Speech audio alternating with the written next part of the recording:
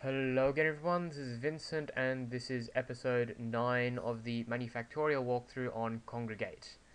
The next level I'll be doing is Generals, and this is the last of the binary levels in the main level set. Right, so in this level, we have to take our binary number input and we have to give an output which is that binary number minus 1. So again, I need to go into a bit of theory about subtraction before I get into the machine itself. In subtraction, we have a similar but slightly different problem to addition. In addition, we had to worry about carrying to the next digit place whenever we added something and we got something greater than 10 in decimal or 2 in binary. And in subtraction, what we have to worry about is if we're subtracting and we subtract and we get a negative number in that digit place, we have to worry about something I'm going to call trading or borrowing. I'm not exactly sure what they call it in primary school now. So I'll just start off with a decimal example.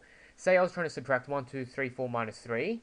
Again, like addition, we only worry about the last digit places for the time being. So 1, 2, 3 stays the same, and if I'm going to do 4 minus 3 for the time being. 4 minus 3 is equal to 1, so 1, 2, 3, 4 minus 3 is equal to 1, 2, 3, 1. That's simple enough. However, what happens if I try to subtract something greater than 4? So say I was trying to do 1, 2, 3, 4 minus 6. 4 minus 6 gives you negative 2, and you can't have a negative 2 in the middle of your number. So what you do in subtraction is, if I break 1, 2, 3, 4 into its parts, is I go to the next digit place, so 3 times 10 to the power of 1, and I'm going to, in inverted commas, trade or borrow one of those 10 to the power of 1s and give it to the 10 to the power of 0. So when I borrow one or trade one of those 10 to the power of 3 times 10 to the power of 1, I'm going to take away 3 times 10 to the 1 minus a 10 out of that 10 to the 3 by 10 to the 1. So it becomes 2 times 10 to the power of 1. So I cross that 3 out and put a 2 there instead. Then I put that 10 which I just traded and put it into the 10 to the power of 0 place. So now I've got 14 times 10 to the power of 0, even though you can't have a 14 digit. So now, because I've got a 14 times 10 to the power of 0, I'm now in a position to subtract 6 from it. So 14 minus 6 is equal to 8. And now, when I write the rest of the number, that 3 became a 2 because we traded from it. So 1, 2, 3, 4 minus 6 equals 1, 2, 2, 8. In binary, we have a similar situation, except we obviously just work with binary instead of decimal. So say I was trying to subtract 1, 1, 1 minus 1. 1 minus 1 equals 0, so 1, 1, 1 minus 1 equals 1, 1, 0. That's the simple case. The not so simple case, or the trading case, is if you have 1, 1, 0 minus 1. 0 minus 1 gives you negative 1. You can't have that. So we go to the next digit place, the 2 to the power of 1 place, and we trade that 2 to the power of 1 for 2 lots of 2 to the power of 0. And when we trade it, that 1 times 2 to the power of 1 becomes 0 times 2 to the power of 1 because we traded it to the previous digit place. Now 2 times 10 to the 2 times 2 to the power of 0 minus 1 now becomes 1 times 2 to the power of 0. So 110 minus 1 is equal to 101. And if you had several zeros in a row, what you have to do is you have to keep going to the next digit place in order to look for something to trade from, until you reach either a 1 in binary or some other number in decimal in order to trade from it. So to the machine. So first of all, I'm going to put a green yellow at the end of my number. Then I go into this loop, which you've seen before, and it's going to copy the entire string except for the last symbol. I've just modified the structure slightly just to make the parts fit together more neatly. The simple case is if the number ends in a blue. So what happens is that 1, so it's 1, and 1 minus 1, if it's the last digit place, 1 minus 1 is equal to 0. So I replace that blue with a red. Because I see a blue-green, I replace the blue-green with a red. Then I just follow the grey arrow because it's a yellow afterwards, and then I just rip the yellow off. The harder case is if it ends in a red on the first step. So if I see a red-green, what I do is I first put a green beforehand, and then I replace it with the red with a blue. Because remember, when we traded, that 0 became a 2 because we traded from the next digit place. And 2 minus 1 equals 1, which is blue. And then on the first try, we just see the yellow afterwards, so it follows the grey arrow, rip the yellow off and put it back at the end. So now I just go back to this cycle. So what I've essentially done is if it ends in a blue, I just replace the blue with a red. However, if the number ends in a red, I replace that red with a blue, but I move the green up to be after the next digit place. Now the effect of that is I'm now looking at the second last digit place, or the next digit place, in order to trade from. And if it's blue, I can trade from it, so that blue becomes a red, or 1 becomes a 0 because I trade from it, and then I just resolve it. Or if it's another red, I need to look to the next digit place to trade from. And again, I replace that red with another blue. So I just keep sending that blue up until I see that green up and up and up until I see a blue. And because I know the input is greater than 1, there has to be a blue somewhere. So I'm eventually going to find a blue which I trade from, so that blue becomes a red, and then so it goes this way eventually and replaced with the red. Now, because that green has been moving up, if I trade at least once, there's going to be some blues after the green. So that's what this bit is for. I have to copy any blues which come after the green, or copy any blues that come after that blue which I trade from, until I see the yellow, and then I send it down to the exit, or I see the yellow which I rip off and put it at the end. So this one isn't exactly the best example, because you just have it ends in a blue, so it just goes down this way. You don't get to see what happens over here. Alright, so the next level I'll be doing is engineers.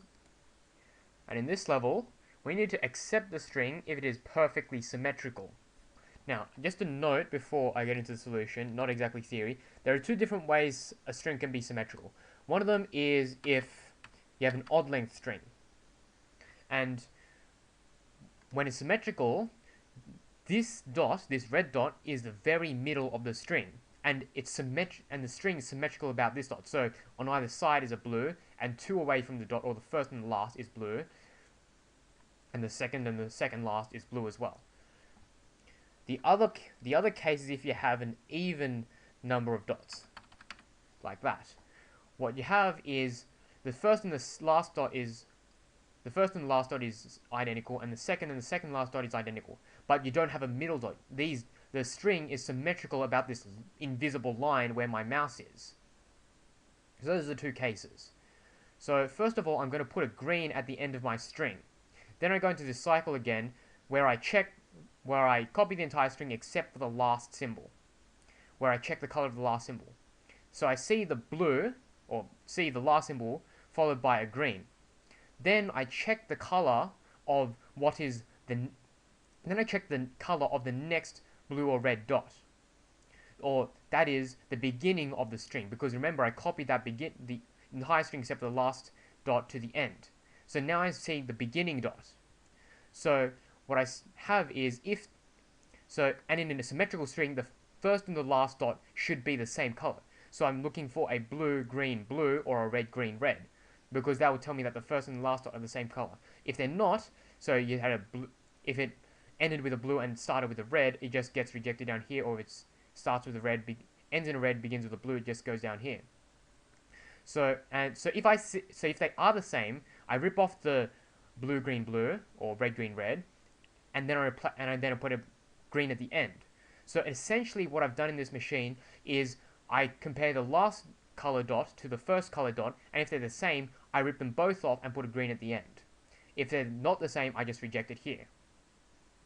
So if it's a symmetrical string, it should keep ripping off the first and the last dot of my new string until one of two cases. The first case is if it's even symmetrical, in which case I have absolutely nothing left, because if you had, say, blue, blue, what happens is you just rip off the blue, green, blue, and there's nothing left. I put a green at the end. And because it's green, it just follows a grey arrow down to the exit there. The other case is if it's odd symmetrical, in which case you just end up with a single dot here. A single dot coming back onto the green. So you just have say a blue, or it could be a red, and then I just have a green. So I've checked the first color, so I check the last color, which also happens to be the first color, and say it's blue, and then I see my green. But now I've ripped off that color followed by the green, and then there's absolutely nothing left, because there was only one dot. There's nothing to compare it to. So it just follows a grey arrow out there, or out there, where it goes into the middle conveyor. So this one we would accept. So we look for that blue, green, blue, where we peel off the outer layers of the string. See that red, green, red, and peel it off again. So you get blue-green, which is just accepted.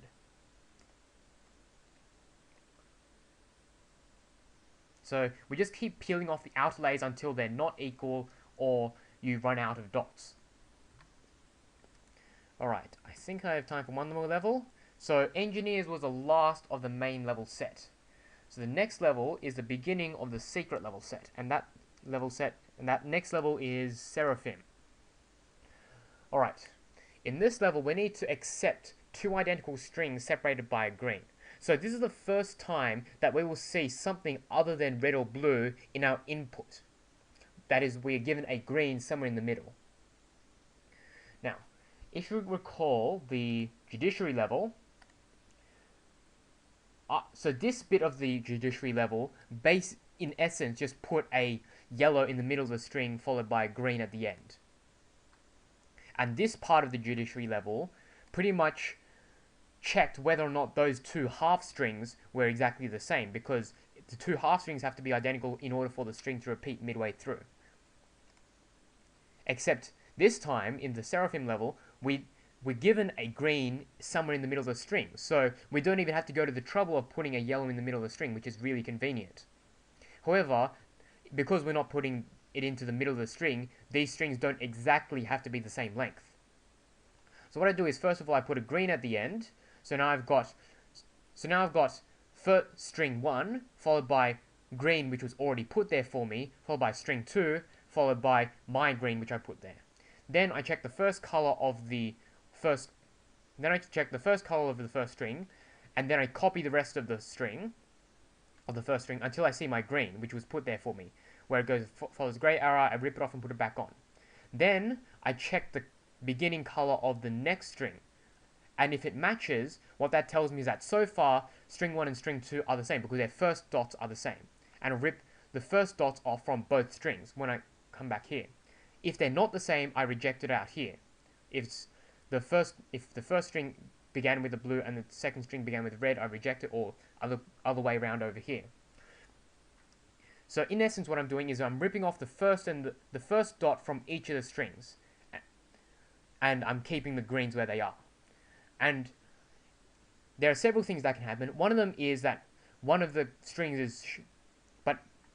okay, before I get to the end, once I rip that off, I'm now going into the second string on my second cycle, and I check the beginning of the second string, and I just copy the rest of it until I see my green, and I check the beginning color of the first string. So the two strings just keep swapping their order, but it doesn't really matter, because if they're identical, it shouldn't really matter what order they're coming in.